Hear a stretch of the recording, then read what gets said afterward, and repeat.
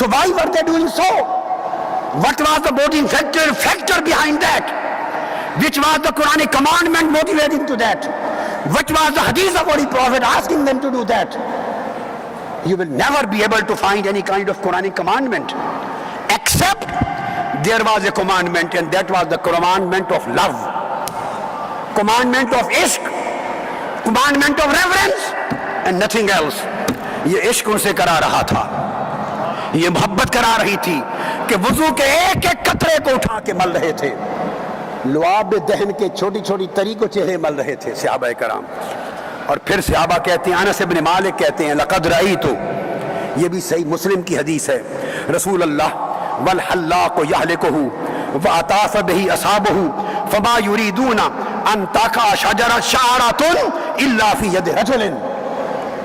آقا علیہ السلام ہیئر کٹنگ کروا رہے تھے, ہیئر کٹ.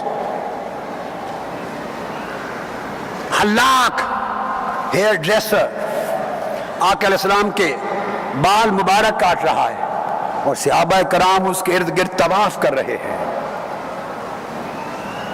اور ایک بال مبارک حضور کا نہیں گرتا. صحابہ کرام دوڑ کے اس کو اٹھا لیتے ہیں, کوئی اپنی ٹوپی میں سجا رہا ہے, کوئی جیب میں رکھ رہا ہے, کوئی مرتے دم تک میت میں کفن کے ساتھ لے جا رہا ہے. آقا علیہ السلام نے حکم دیا تھا کہ ایسا کرو.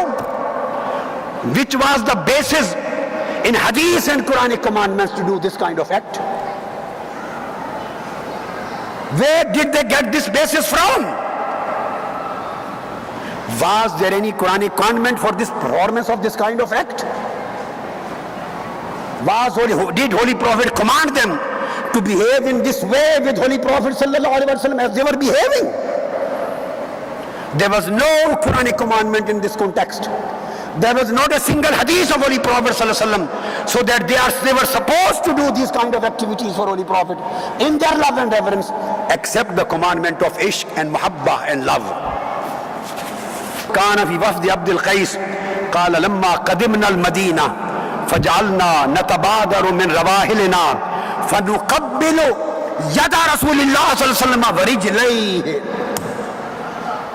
فنقبل Sheikh Mu'taz, our respected brother, I think he is Sheikh Mu'taz.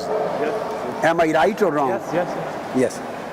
تو صحابہ کرام جیسے فنقبل يد رسول الله ورجليه, ہم وفد کی صورت میں آئے, دوڑے, سواریوں کو روکا, حضور کے ہاتھ چومنے لگے اور گر کر قدم چومنے لگے. صحابہ کرام حضور کے قدم چومتے تھے. کسی نے نہیں کہا کہ سجدے کر رہے ہو. یہ توحید تمہاری آج سمجھ میں آ گئی. یہ توحید صحابہ کو نہیں آتی تھی, یہ توحید مصطفیٰ کو نہیں آتی تھی, ابو بکر, عمر, عثمان اور علی کو نہیں آتی تھی, جو حضور کے ہاتھ بھی چومتے, حضور کے قدمین بھی چومتے تھے. یہ ان کا طریقہ محبت تھا. سنن ابی داؤد میں حدیث ہے, اور امام بخاری نے الادب المفرد میں روایت کی, اور عبداللہ بن عمر روایت کرتے ہیں فدنونا یعنی من النبی فقبلنا یدہ, ہم صحابہ آگے بڑھے اور آقا علیہ السلام کے دست مبارک چومنے لگے. یعنی یہ شیوہ محبت تھا صحابہ کا. سیدنا فاروق اعظم, it is reported in Sahih Bukhari, he is performing tawaf of Kaaba, and he stood in front of Hajar Aswad, the black stone. He wanted to kiss it, and before he kissed it, he uttered to black stone, he said, Wallah, I swear by God, O black stone, if I had not seen the lips of Holy Prophet sallallahu alaihi wasallam touching you, by God, I would have never kissed you. I am kissing you just for the sake of the kissing of Holy Prophet sallallahu alaihi wasallam. فاروق اعظم نے کہا, اعلم انک حجر لا تنفع ولا تضر ولولا واللہ ما قبلتک ابدا لولا رأیت النبی صلی اللہ علیہ وسلم یقبلک. خدا کی قسم, اگر میں نے حضور کو نہ دیکھا ہوتا کہ تمہیں چوما ہے, تم پتھر ہو, میں تمہیں کاہے کو چومتا. اب ایک امپورٹنٹ نکتہ ہے, ویری امپورٹنٹ پوائنٹ, اور وہ یہ, حضور علیہ السلام نے فرمایا حجر اسود کو چومو. آپ سب جاتے ہیں حج پر, عمرے پر, ایمانداری سے قسم کھا کے کہیے، کوئی اس نیت سے چومتا ہے کہ حضور کے لب لگے تھے؟ نہیں، ہر کوئی اس نیت سے چومتا ہے کہ اس کے چومنے سے گناہ معاف ہوتے ہیں۔ ہاتھ اٹھائیں جو اس نیت سے چومتا ہے کہ حجر اسود چومنے سے گناہ معاف ہوتے ہیں۔ یہی ہے کہ نہیں نیت؟ گناہ معاف ہوتے ہیں۔ وہ چوم چوم کر اس نے گناہ جذب کر لیے، کالا ہو گیا، گناہ معاف ہوتے ہیں۔ ہر کوئی اپنے لالچ کو چومتا ہے کہ اس کے چومنے سے گناہ معاف ہوتے ہیں۔ فاروق اعظم فرما رہے ہیں حجر اسود مجھے کوئی لالچ نہیں، گناہ معاف ہوں بھلے نہ ہوں، اس لیے نہیں چومتا، صرف یہ چومتا ہوں کہ مصطفیٰ کے لب لگے ہیں تجھ کو، حضور کے لب لگے ہیں۔ He has kissed you, my beloved has kissed you, that's why I am kissing you, that's it۔ سیدنا عثمان غنی حدیبیہ کے دن آقا علیہ السلام نے بھیجا کہ عثمان جا کر مذاکرات کرو کفار مکہ کے ساتھ، and he is busy there in dialogue۔ جب ڈائلاگ فنش ہو گئے، مذاکرات ختم ہو گئے، کفار نے کہا کہ عثمان حضور کو اجازت نہیں اس سال کعبے کا طواف کرنے کی، عمرہ کرنے کی، آپ چونکہ کعبے کے صحن میں کھڑے ہیں، کعبے کے صحن میں، آپ کو اجازت ہے طواف کر لیں۔ اب مجھے بتائیے کہیں قرآن میں اور حدیث میں یہ ہے کہ کعبے کے صحن میں آپ پہنچے ہوں اور 6 سال کے بعد آئے تھے؟ کتنے سال بعد؟ جب سے ہجرت کی اجازت نہیں ملی، 6 سال کے بعد کعبہ دیکھا تھا، کعبۃ اللہ۔ انہوں نے کہا حضور نہیں آ سکتے۔ پھر صلح نامہ حدیبیہ ہوا، آپ جانتے ہیں، عثمان غنی کو کہا گیا، کفار مکہ کہہ رہے ہیں آپ کو اجازت ہے آپ طواف کر لیں کعبے کا۔ عثمان غنی جواب دیتے ہیں تم نے ہماری محبت کا حال نہیں دیکھا، تم سمجھتے ہو کہ میں مصطفیٰ کے بغیر اس کعبے کا طواف کر لوں گا؟ واللہ ما اطوف بہی حتی یطوف بہی رسول اللہ صلی اللہ علیہ وسلم، خدا کی قسم جب تک میرا یار طواف نہیں کرے گا میں طوافانو کی کرنا، میں چکرانو کی کرنا، وہ کعبہ میں تیرے چکرانو کی کرنا جو یار نال نہ ہوئے۔ حضور نہیں ہوں گے تو میں طواف نہیں کروں گا۔ سیدنا عثمان غنی کعبے کے صحن میں کعبے کے سامنے تھے، طواف کیے بغیر واپس آئے۔ بولیے یہ مسئلہ شریعت میں ہے کہیں قرآن اور حدیث میں؟ یا حضور علیہ السلام نے کہہ کے بھیجا تھا کہ اگر میں نہ ہوں تو طواف نہ کرنا؟ کوئی حکم تھا؟ نہیں تھا۔ کیوں طواف چھوڑ دیا؟ عشق رسول نے چھڑا دیا۔ تو دوستو سمجھانا یہ چاہتا ہوں کہ ہر رشتہ خدا سے ہو یا مصطفیٰ سے مبنی بر محبت ہے۔ ایمان سارا محبت کا نام ہے، اسلام سارا محبت کا نام ہے، حتیٰ کہ آقا علیہ السلام نے آگے بھی جس جس سے رشتہ بنایا اس کو بھی محبت پہ قائم کیا۔ اپنی اہل بیت اطہار کا نام لیا، اہل بیت کا نام لیا، ان سے محبت کرو۔ عبداللہ ابن عباس روایت کرتے ہیں رضی اللہ تعالیٰ عنہ، جامع ترمذی، فرمایا احبونی بحب اللہ وحبو اہل بیتی لبی۔ مضمونی محبت ہے ہر جگہ، فرمایا مجھ سے محبت کرو اللہ کی محبت کی خاطر، اور میری اہل بیت سے محبت کرو میری محبت کی خاطر۔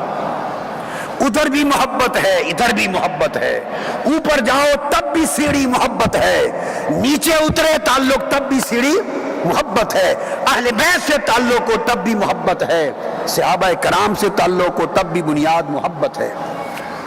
صحابہ کرام کے لیے فرمایا، عبداللہ بن مغفل رضی اللہ تعالیٰ عنہ روایت کرتے ہیں، یہ بھی جامع ترمذی میں، حضور نے فرمایا فمن احبہم اللہ اللہ فی اصحابی، فرمایا میرے صحابہ کرام کے بارے میں اللہ سے ڈرنا، گستاخی نہ کرنا، زبان دراز نہ کرنا۔ فمن احبہم فبحبی احبہم ومن ابغضہم فببغضی ابغضہم، جس نے میرے صحابہ سے محبت کی میری محبت کی لاج رکھی، میری محبت کی خاطر کی، جس نے ان سے بغض رکھا اس نے مجھ سے بغض رکھا۔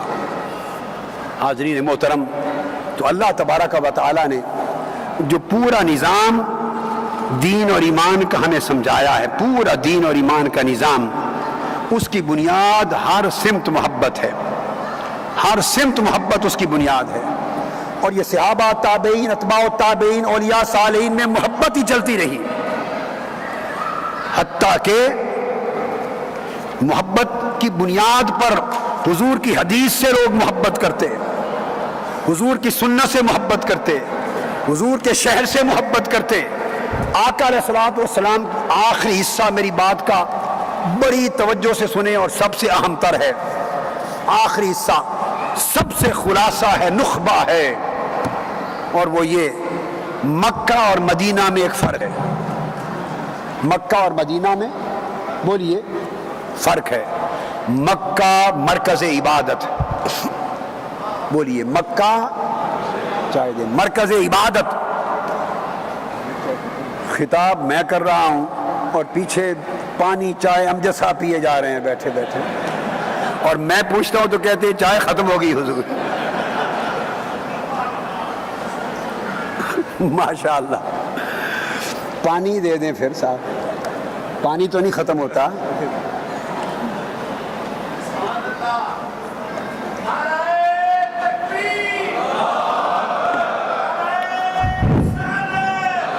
مکہ، دیکھیے بھائی، میں خطاب کو بور نہیں ہونے دیتا، میں خطاب میں پیار جاری رکھتا ہوں ساروں کے ساتھ۔ آقا علیہ السلام نے فرمایا، آقا علیہ السلام نے فرمایا، یہ بات امپورٹنٹ ہے، لب لباب، مکہ یاد رکھ لیں مرکز عبادت ہے۔ کیا؟ کعبہ کہاں ہے؟ کہاں ہے؟ مرکز عبادت ہے مکہ، اور مدینہ مرکز محبت ہے۔ ایک خاص فرق سمجھا رہا ہوں، میری کتاب کو پڑھیے، میں نے احادیث اس پر جمع کی ہیں، پوری 1400 احادیث اس سبجیکٹ پہ جمع کی، 1400 احادیث کا خلاصہ، پوری جلد ہے میری جامع و سنہ کی۔ مکہ مرکز عبادت، مدینہ مرکز محبت۔ اب فرق دیکھیے، آپ کو 3 نکتے سمجھاؤں گا گفتگو ختم کرنے سے پہلے، اور یہ کلائمیکس ہے پوری گفتگو کا۔ آقا علیہ السلام جب مکہ سے چلے مدینہ آ گئے، اور جو امپورٹنٹ بات ہے وہ یہ، اہمیت دیکھیے کس کو دے رہے ہیں۔ حضرت عائشہ صدیقہ رضی اللہ تعالیٰ عنہ روایت کرتی ہیں، صحیح بخاری مسلم کی متفق علیہ حدیث، جب مدینہ پہنچ گئے آقا علیہ السلام، مکہ چھوٹ گیا تو دعا کی، عرض کیا اللہم حبب الینا المدینہ، مضمون محبت ہے نا، اب محبت مدینہ، فرمایا حبب الینا المدینہ کحبنا مکہ او اشد، دعا کی، عرض کیا باری تعالی ہمیں مدینہ کی اتنی محبت عطا کر جتنی محبت مکہ اور کعبہ سے ہے، بلکہ مکہ سے محبت مدینہ کے ساتھ بڑھا دے۔ فرمایا مدینہ کی محبت مکہ کی محبت سے بڑھ جائے۔ اب بات سننے والی ہے، حج وہاں ہوتا ہے، نمازوں کا رخ ادھر ہوتا ہے، خدا کا گھر وہاں ہے، تو مدینہ سے محبت مکہ سے زیادہ کیوں؟ متفق علیہ حدیث، اس لیے کہ خدا کا گھر وہاں ہے پر مصطفیٰ کا در یہاں ہے، کیونکہ مصطفیٰ کا در ادھر ہے۔ آقا نے دعا کی کہ باری تعالیٰ مکہ کے مقابلے میں مدینہ کی محبت ہماری زیادہ کر دے۔ اس کے بعد آقا علیہ السلام نے فرمایا باری تعالیٰ تیرے بندے اور نبی اور رسول ابراہیم علیہ السلام نے مکہ کے لیے برکت کی دعا کی تھی، انہوں نے مکہ کی برکت کی دعا کی، بڑی توجہ سے سمجھیں، میں اپنے مدینہ کے لیے برکت کی دعا کرتا ہوں۔ بخاری مسلم کی متفق علیہ حدیث، ابو ہریرہ رضی اللہ تعالیٰ عنہ روایت کرتے ہیں حدیث، حضرت انس بن مالک روایت کرتے ہیں، ابو سعید خدری روایت کرتے ہیں، کئی صحابہ کرام